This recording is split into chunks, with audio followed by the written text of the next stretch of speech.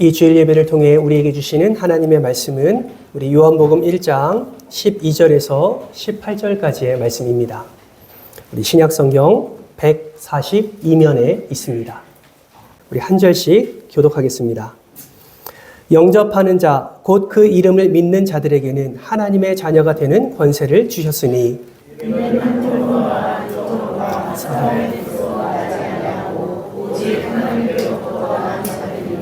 말씀이 육신이 되어 우리 가운데 거하심에 우리가 그의 영광을 보니 아버지의 독생자의 영광이요 은혜와 진리가 충만하더라.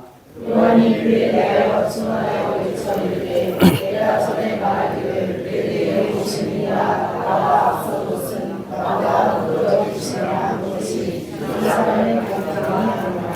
우리가 다 그의 충만한 데서 받으니 은혜 위에 은혜로라.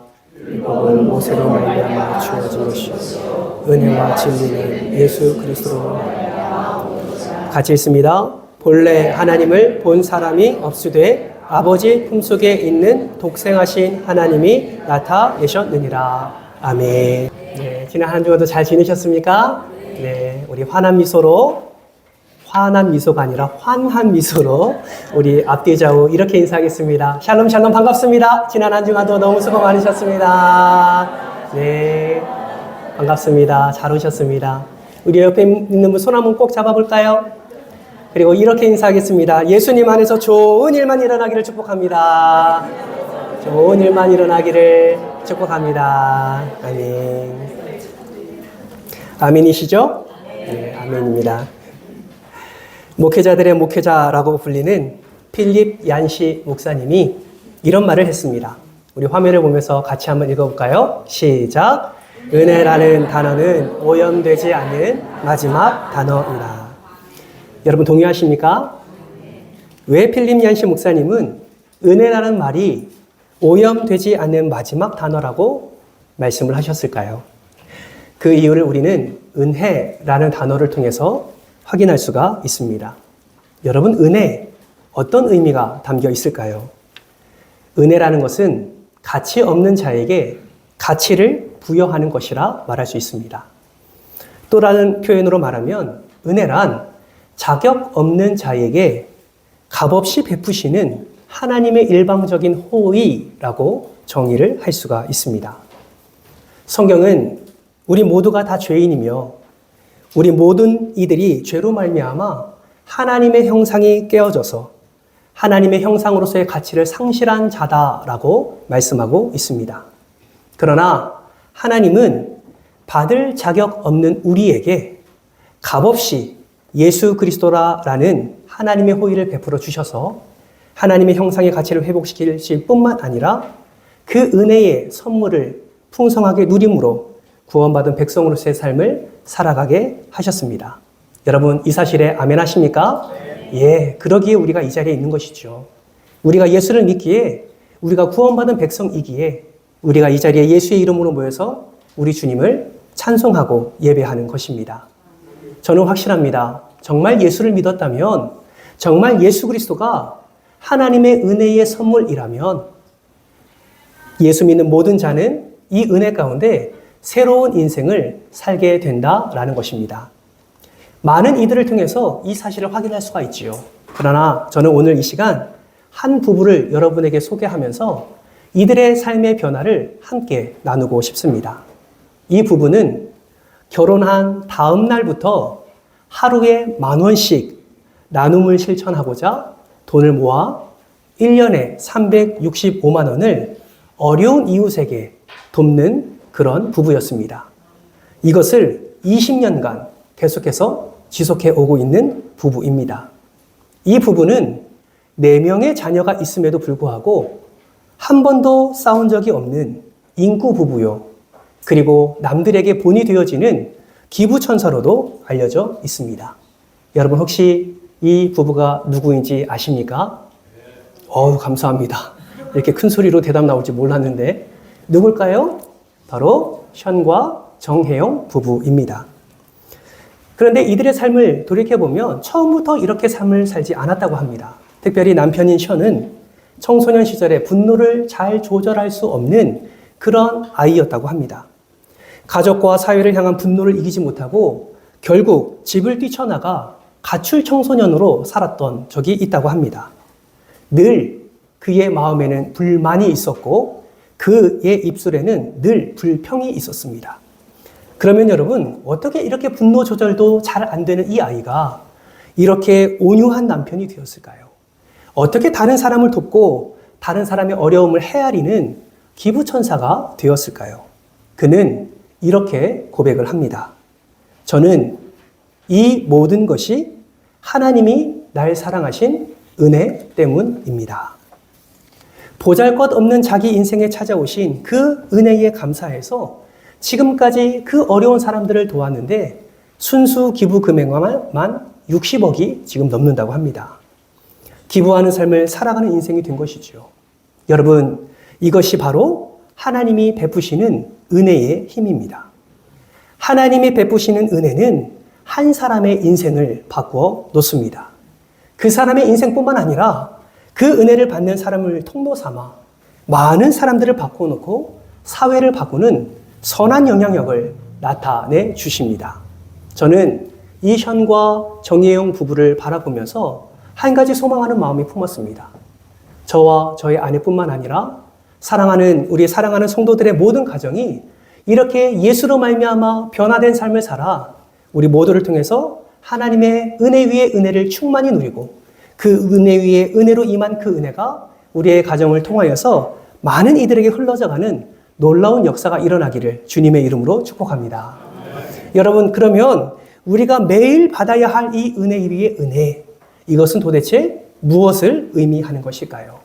오늘 우리가 함께 교독했지만 오늘 보면 16절 말씀을 다시 한번 우리가 마음에 새기면서 함께 읽겠습니다. 시작! 우리가 다 그의 충만한 데서 받으니 은혜 위에 은혜로라. 아멘.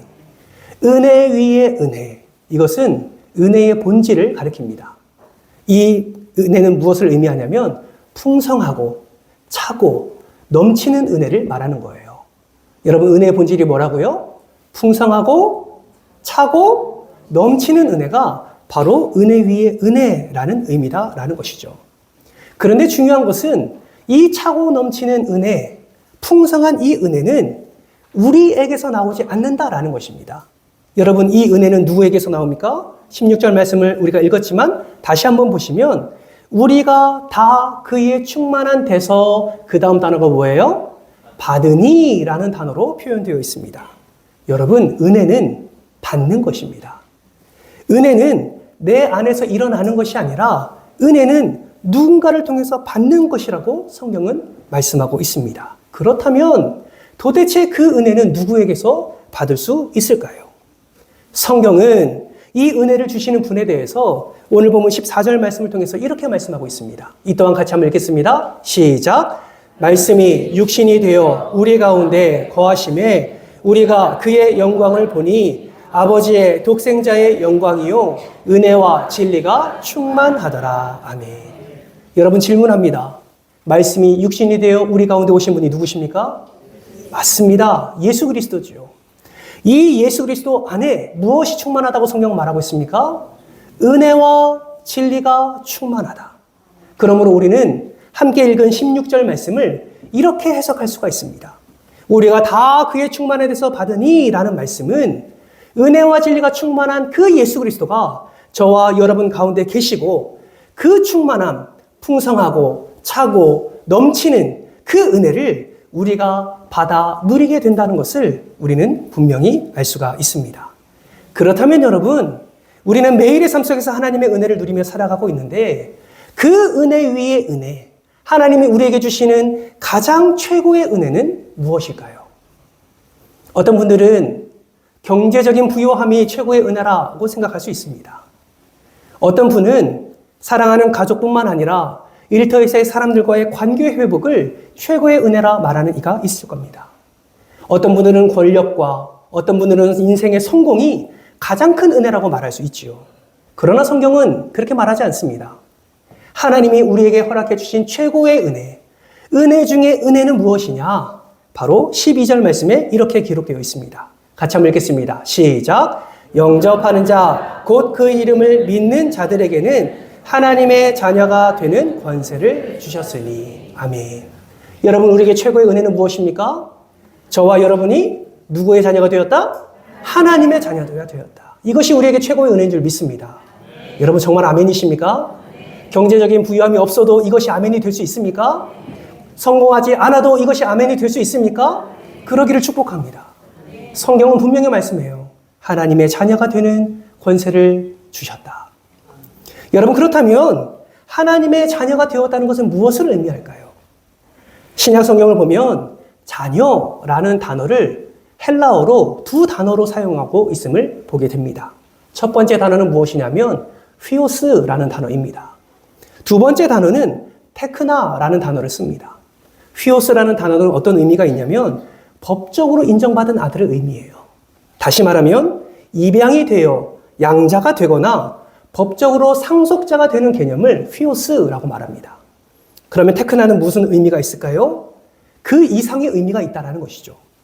법적인 자녀가 되는 그 이상의 의미를 갖고 있다는 것입니다. 엄마가 해산의 고통을 통해서 낳은 것 이상으로 깊은 관계를 맺을 때 사용하는 단어가 바로 테크나라는 단어라는 것이죠.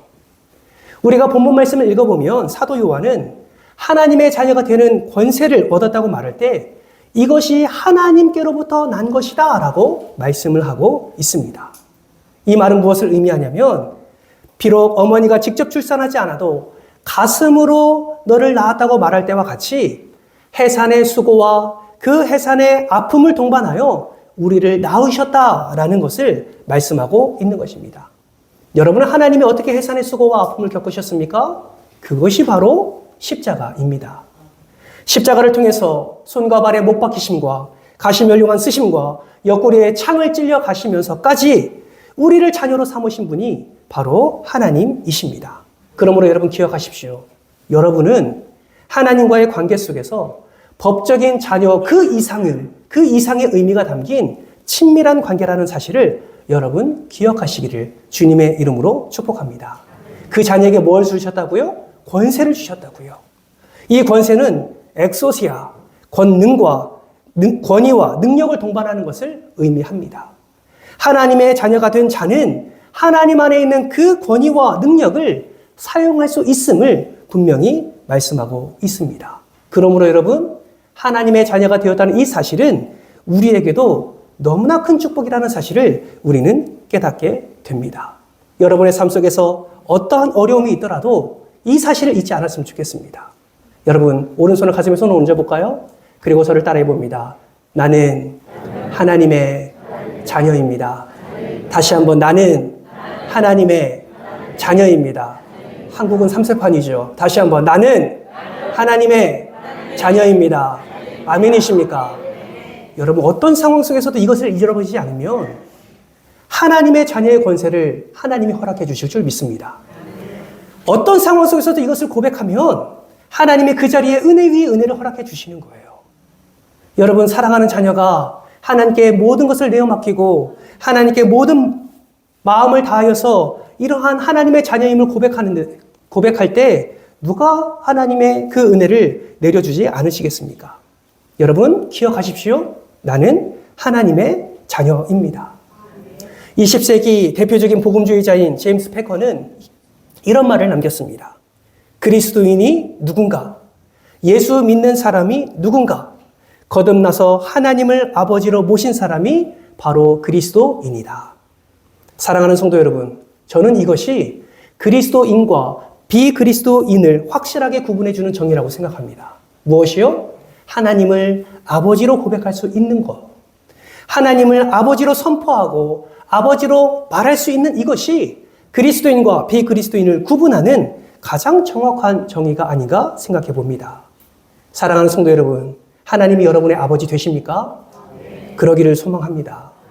어떠한 상황 속에서도 하나님을 아버지라 고백하며 자녀된 은혜를 충만히 누리시기를, 그래서 매일의 삶 속에서 은혜 위에 은혜를 누리는 저와 여러분 되시기를 주님의 이름으로 축복합니다. 그렇다면 여러분, 우리는 예수를 믿음으로 하나님의 자녀가 이미 되었는데 어떻게 하면 매일의 삶 속에서 우리는 은혜 위에 은혜를 누릴 수 있을까요? 첫 번째, 같이 한번 읽어볼까요? 시작. 날마다 은혜를 받아야 합니다. 다른 말로 표현하면 날마다 은혜를 사모해야 하는 것입니다. 여러분 14절 말씀을 보세요. 말씀이 육신이 되어 우리 가운데 거하심에 우리가 그의 영광을 보니라고 말씀하고 있습니다. 보니라는 단어는 문법적으로 현재 진행형임과 동시에 현재 완료를 가리킵니다. 무엇을 말하냐면 한 번 보고 끝나는 것이 아니라 계속해서 보아야 된다라는 것이죠. 여러분 질문합니다. 하나님의 은혜는 한 번만 받으면 됩니까? 아니죠.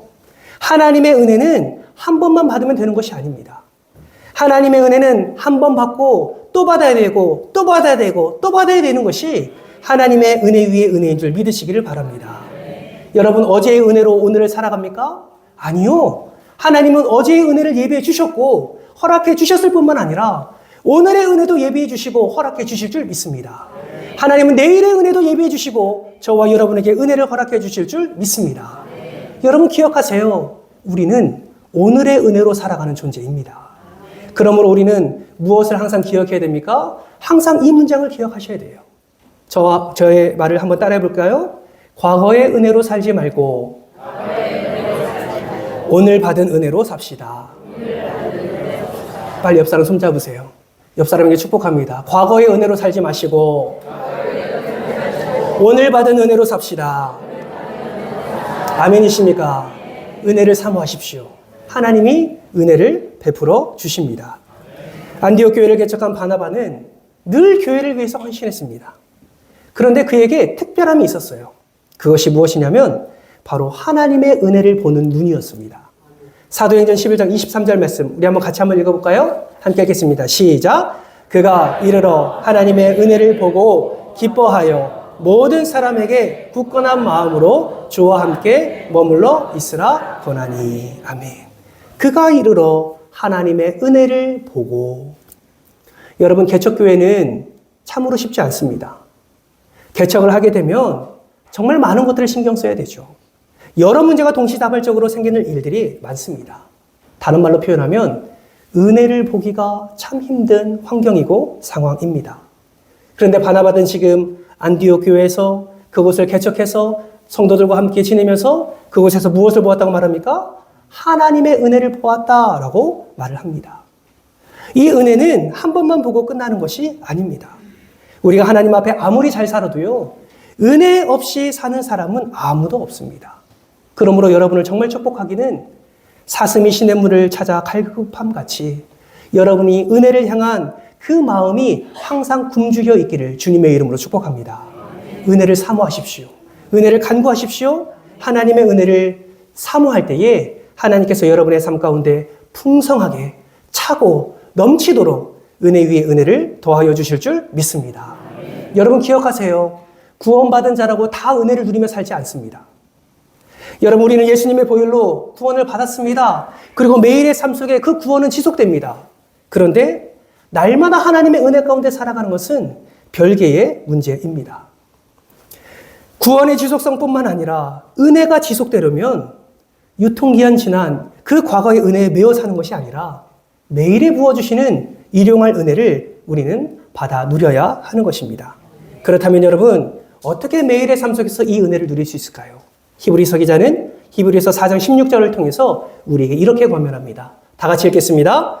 그러므로 우리는 긍휼하심을 받고 때를 따라 돕는 은혜를 얻기 위하여 은혜의 보좌 앞에 담대히 나아가야 할 것이니라. 아멘.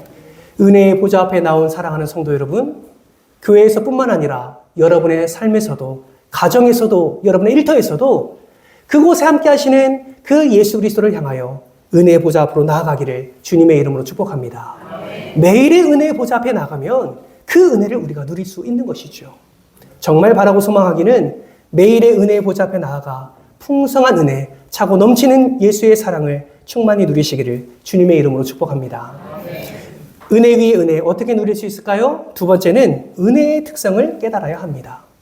여러분 은혜의 특성은 무엇일까요? 그것은 바로 주님이 주시는 은혜는 절대로 고갈되지 않는다라는 것입니다. 은혜를 깨달을 때에 은혜를 간구할 수 있고 은혜를 받아 누릴 수 있는 것입니다. 사랑하는 성도 여러분 기억하십시오. 은혜에는 종착역이 없습니다. 은혜에는 졸업식이 없어요. 은혜는 날마다 솟아나는 샘물이고요. 은혜는 무한한 생명을 담은 저수지와 같습니다. 무슨 말입니까? 끝이 없다는 것이죠. 한이 없다는 뜻입니다. 그렇기 때문에 우리가 지금 은혜를 받아도 또 은혜를 받을 수 있는 놀라운 은혜의 역사가 계속해서 이어지는 것입니다. 하나님의 은혜는 어떤 상황 가운데서도 이어질까요? 우리 베드로 사도는 베드로전서 5장 10절 말씀에서 이렇게 말씀합니다. 모든 은혜의 하나님 곧 그리스도 안에서 너희를 부르사 자기의 영원한 영광에 들어가게 하신 이가 잠깐 고난을 당한 너희를 친히 온전하게 하시며 굳건하게 하시며 강하게 하시며 견고하게 하시리라. 여러분, 하나님의 은혜는요, 평안하다, 안전하다 할 때 부어지는 것이 아닙니다. 물론 평안하고 안전한 것도 하나님의 은혜지요. 그러나 하나님의 은혜는 어느 순간에도 임하냐? 바로 고난 중에도 하나님의 은혜가 임하는 줄 믿으시기를 바랍니다. 고난 중에 우리가 은혜 위에 은혜를 사모하면 그 고난 중에 하나님의 보좌 앞에 나아가면 하나님께서 그 은혜를 우리에게 허락해 주시고 우리의 신앙이 더 굳건해지고 터가 견고하게 주님께서 역사해 주시는 것입니다. 그러한 은혜, 그러한 기적, 그러한 영광을 우리가 맛보는 것이 쌓이면 쌓일수록 우리가 어떻게 성장하게 될까요? 바로 예수 그리스도의 제자로 우리는 세워지게 되는 것입니다. 사랑하는 성도 여러분, 혹시 지금 고난 중에 있으십니까? 열심히 기도하고 말씀에 순종하고자 노력하는데 내가 원하는 그 기도 제목에 응답이 되지 않아 힘들어 하시는 분들 계십니까? 여러분 기억하십시오.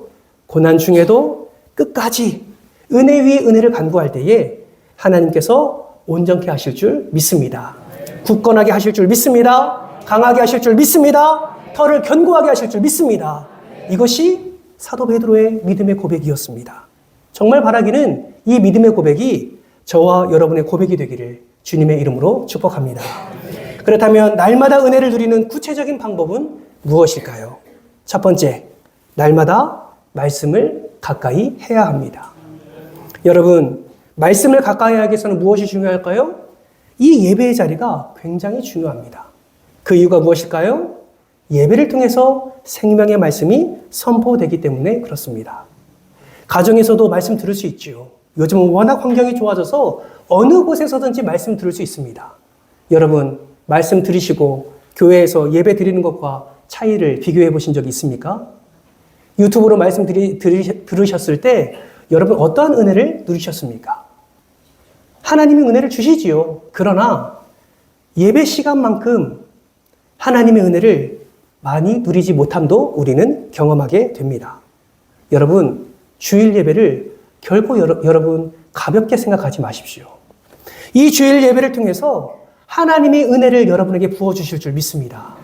이 30분 드려지는 이 짧은 말씀이 여러분을 살리는 말씀이 될 수 있습니다.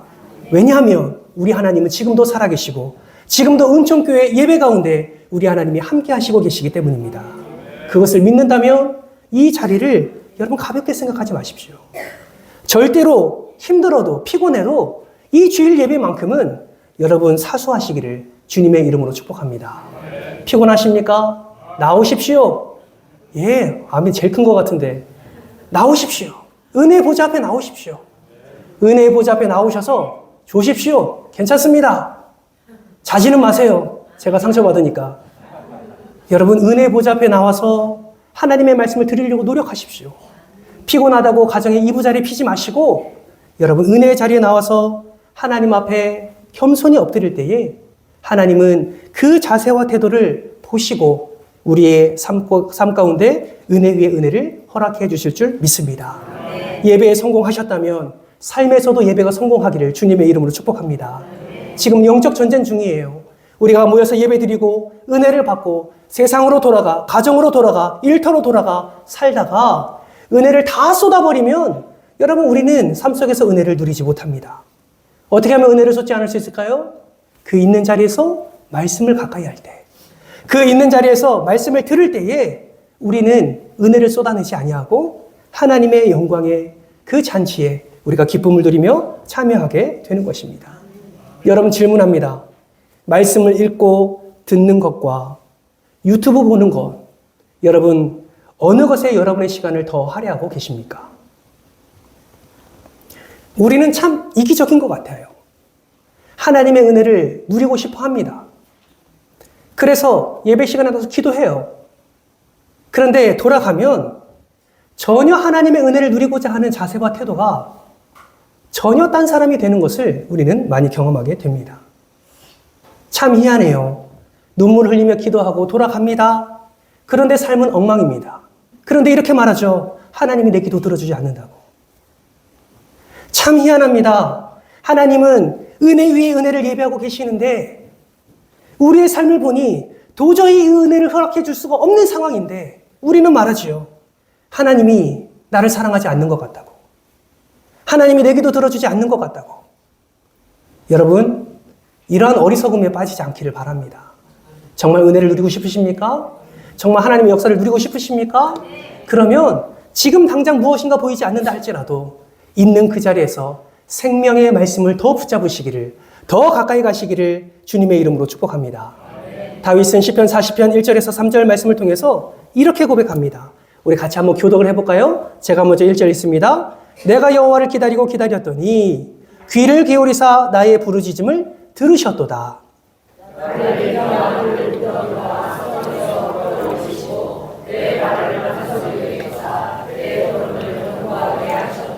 같이 읽습니다. 새 노래 곧 우리 하나님께 올릴 찬송을 내 입에 두셨으니 많은 사람이 보고 두려워하여 여호와를 의지하리로다. 아멘.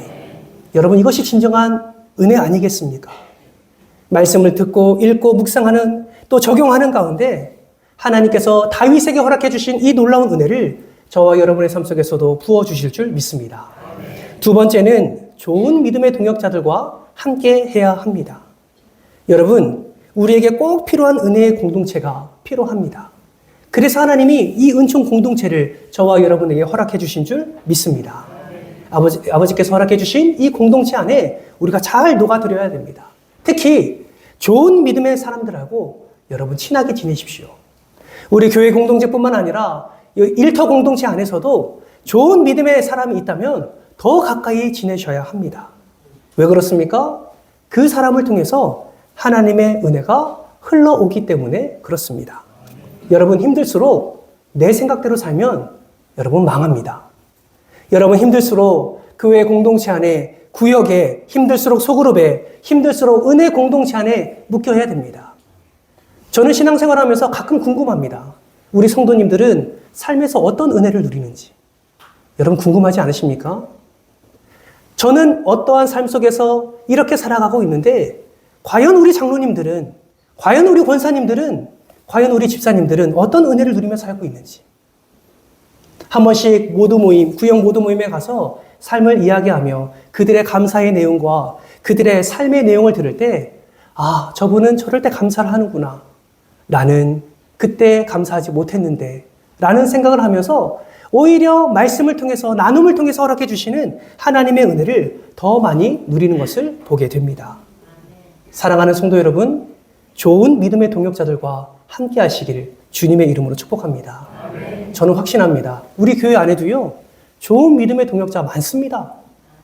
여러분들이 좋은 믿음의 동역자, 그 믿음의 선배들과 함께 그 믿음을 이어나갔기 때문에 오늘 여러분이 이 자리에 있는 것 아니겠습니까? 그 좋은 믿음의 동역자들과 함께 아름다운 은총교회라는 이 그리스도의 몸된 교회를 세워 오셨기 때문에 우리가 이 자리에서 함께 믿음의 공동체로 예배하고 있는 줄 믿습니다. 우리 장로님들, 우리 권사님들, 우리 집사님들, 좋은 믿음의 동역자들 많습니다. 여러분 기도하면서 더 믿음의 좋은 동역자들과 함께 그리스도의 몸된 교회를, 또 가정을, 일터를 세워가는 그런 귀한 사람들 되시기를 주님의 이름으로 축복합니다. 그럴 때 은혜 위에 은혜가, 풍성하고 차고 넘치는 은혜가 우리에게 부어지게 되는 것입니다. 마지막 세 번째는 은혜를 받았다면 그 은혜를 나누어야 합니다. 여러분 질문합니다. 사람이 먹기만 하고 배설을 하지 못하면 어떻게 될까요? 죽습니다. 흘려보내는 것도 굉장히 중요해요. 은혜도 마찬가지입니다. 내가 일방적으로 하나님이 부어주신 그 호의, 그 선물을 값없이 받기만 하면 어떻게 될까요? 그 은혜가 나에게 교만이 되어질 수도 있습니다. 성경을 배우고 말씀을 들으면서 성경의 지식에 대한 것은 차고 넘치는데 그 성경 안에 있는 복음을 전하지 않으면 어떻게 될까요? 오히려 들은 그 말씀이 다른 사람을 판단하는 기준이 됩니다. 심지어 설교자를 판단하는 그런 기준이 되기도 합니다. 내가 알고 있는 것은 이건데 저 사람은 왜 저렇게 말하나? 여러분, 그것이 왜 일어나게 됩니까? 받은 은혜를 흘려보내지 않아서 그렇습니다. 오히려 내가 받은 그 성경 지식과 내가 받은 그 놀라운 은혜를 다른 이들에게 증거하며 간증하며 그 은혜를 나누게 될 때에 우리는 더 건강한 성도로서 우리는 하나님 앞에 서게 되고 그 하나님의 놀라운 사랑을 흘려보내는 축복의 통로가 되는 것입니다. 사랑하는 성도 여러분, 여러분이 받은 은혜를 얼마나 사람들에게 나누어주고 계십니까? 여러분이 받은 은혜를 얼마나 많은 이들에게 증거하고 계십니까? 여러분 기억하세요. 예수가 이 땅에 오셔서 하나님의 놀라운 그 권세와 하나님의 놀라운 그 은혜를 충만히 받았습니다. 은혜와 진리가 충만하다고 말했습니다. 그런데 그것을 흘려보내지 않았다면 저와 여러분은 지금 이 자리에 없습니다. 흘려보냈기 때문에 그 사명 감당했기 때문에 하나님의 놀라운 역사가 우리의 삶 가운데 일어나게 된 것입니다. 여러분 은혜를 나누십시오. 은혜를 나누지 않으면 우리의 영혼이 죽을 수도 있습니다. 삶 속에서 자녀들에게 은혜를 나누십시오. 구역원들에게 은혜를 나누십시오. 일터에서도 은혜를 나누십시오. 그 감사를 고백하게 될 때 그 자리가 감사의 꽃이 피어지게 되고 감사의 열매가 맺어지게 되어 하나님의 은혜 위에 은혜를 더 풍성하게 누리게 될 줄 믿습니다. 말씀을 맺겠습니다. 사랑하는 성도 여러분, 혹시 하나님의 은혜라는 찬양을 아십니까? 나를 지으신 이가 하나님, 이 찬양 아십니까? 예, 참 은혜로운 찬양이죠. 이 찬양을 작사한 사람이 바로 조은하 선교사님이라고 합니다. 이분은 카자흐스탄 선교사로 가기 위해서 20살 때부터 10여 년 넘게 그렇게 준비를 했다고 합니다. 선교를 잘 준비했기 때문에 이 선교사님은 마음 한켠에 항상 자신감과 당당함이 있었다고 합니다. 선교를 가기 위해서 내가 10여 년 동안 준비를 해왔기 때문에 품을 수 있는 마음이었지요. 이 선교사님은 이런 마음을 품었습니다. 내가 이 정도로 준비하고 헌신했기 때문에 이제 내가 선교사로 파송될 수 있게 된 거야 라는 마음이 이 선교사님 마음 가운데 들었다고 합니다. 그런데 어느 날 그 선교사님 마음 가운데 하나님이 이런 마음을 주셨대요. 네가 카자흐스탄 선교사로 파송될 수 있었던 것 자체가 나의 은혜다. 네가 헌신할 수 있는 것도 내 은혜다. 그때 주신 하나님의 마음을 가사로 기록한 찬양이 바로 우리가 많이 듣고 부르고 있는 하나님의 은혜다, 은혜라는 찬송입니다. 조은하 선교사님은 그 마음을 이 가사에 담아 모든 것이 하나님의 은혜임을 고백한 뒤 카자흐스탄 땅을 밟았다고 합니다. 그랬더니 그 땅이 내 힘으로 뭔가 이룰 수 있는 땅이 아니라 하나님의 은혜, 그 베푸실 은혜로 땅이 세워져 갈 것임을 그는 확신했다고 합니다. 하나님이 베푸실 은혜가 분명하고 확신되니 염려도 되지 않고 도리어 어떻게 일하실지를 기대하는 그 마음을 품게 되었다고 합니다. 사랑하는 성도 여러분, 우리가 이 세상을 살아가는 동안에 가장 안전한 장소가 어디입니까? 바로 우리 주님의 품인 줄 믿습니다. 그 주님의 품에는 은혜 위에 은혜가 가득 차 있습니다. 그 은혜를 우리가 그 은혜의 자리로 나아갈 때에 맛볼 수가 있게 되는 것입니다. 사랑하는 성도 여러분, 이번 한 주간 살아가면서 여러분의 삶 속에서 어떤 어려움이 있다 할지라도 항상 내 안에 살아계신 주님이 함께 하심을 기억하며 날마다 주 날개 및 은혜 아래 거하는 저와 여러분 되시기를 주님의 이름으로 축복합니다. 기억하십시오. 은혜 위에 은혜는 사모하는 자에게 하나님이 부어주십니다. 은혜 위에 은혜는 간절히 바라고 간구하는 이에게 하나님이 부어주십니다. 은혜 위에 은혜는 끝까지 생명의 말씀을 붙들고 좋은 동역자들과 함께하며 그 사랑을, 그 은혜를 나누는 자에게 하나님이 넘치도록 풍성하게 채우시는 은혜가 바로 은혜 위에 은혜인 줄 믿습니다. 이번 한 주간 이 은혜 위에 은혜의 주인공 되시기를 주님의 이름으로 축복합니다. 이 시간 다 같이 말씀을 기억하면서 우리 기도의 자리로 나아가겠습니다. 이 시간 기도할 때에 주여 은혜 위에 은혜를 나에게 부어 주시옵소서. 풍성하고 차고 넘치는 은혜를 부어 주시옵소서. 부어 주실 때 우리의 자세와 태도가 생명의 말씀을 더 가까이 하는 자세와 태도가 되게 하시고 좋은 믿음의 동역자들과 함께 은혜를 나누며 함께 오직 값없이 허락해 주시는 하나님의 은혜에 찬송과 감사를 올려드리는 우리 모두가 될 수 있도록 은혜를 더하여 주시옵소서. 어떤 상황 속에서도 오직 하나님의 자녀임을 잊지 않게 하시고 어떤 상황 속에서도 은혜를 간구하여 주님의 놀라운 역사를 경험하는 우리가 될 수 있도록 은혜를 더하여 주옵소서. 오늘 말씀을 기억하면서 우리 주여 한번 해주고 동서로 기도하며 나갑니다. 하나님 아버지, 죄송합니다. 은혜 위에 은혜를 누린다고 또 누리고 싶다고 그렇게 말은 하지만 전혀 우리의 삶 속에서 하나님을 향한 우리의 자세와 태도가 바르지 못했습니다. 그럼에도 불구하고 다시 한번 주님께 머리를 숙여 우리가 간절히 간구합니다. 그 고갈되지 않는 은혜, 그 풍성한 은혜, 그 차고 넘치는 은혜, 그 은혜 위의 은혜를 우리가 간구합니다. 주님, 우리에게 한량없는 은혜를 허락하여 주시옵소서. 아버지 하나님, 그 은혜가 우리의 삶에 필요하오니 하나님 매일의 삶을 살아가는 동안에 어제의 은혜, 과거의 은혜로 살지 않게 하시고 오늘 하나님이 예비하신 은혜 간절히 바라고 사모함으로 부어주시는 그 은혜로 살아가는 우리 모두가 되게 하여 주옵소서. 힘들 때에 나는 하나님의 자녀입니다 라는 것을 꼭 기억하게 하시고 그 자녀로서의 권세를 하나님으로부터 부어주는 그 놀라운 은혜로 충만히 누리는 귀한 한 주간 될 수 있도록 도와주옵소서. 그래서 우리의 삶 가운데 역사하시는 하나님의 놀라운 은혜, 그 간증거리를 더 많은 사람들에게 증거하며 더 많은 사람들에게 복음을 나타내며 예수 그리스도의 온전한 사랑, 하나님의 은혜 위의 은혜를 나타내는 복된 삶이 될 수 있도록 우리를 붙잡아 주시옵소서. 감사를 드리오며 사랑이 많으신 예수님의 이름으로 기도드리옵나이다. 아멘. 지금은 우리 주 예수 그리스도의 은혜와 하나님 아버지의 그 크신 사랑과 성령 하나님의 감화 감동 내주 교통 역사하심의 은혜가 하나님의 베푸시는 은혜 위에 은혜를 사모하여 날마다 말씀을 가까이 하며 좋은 믿음의 동역자들과 함께하며 주님의 은혜를 나누기로 결단하는 사랑하는 모든 성도들의 머리 위에 이들의 가정과 자녀들 위에 그리고 우리 은총교회 위에 이제로부터 영원토록 함께 있을지어다. 아멘.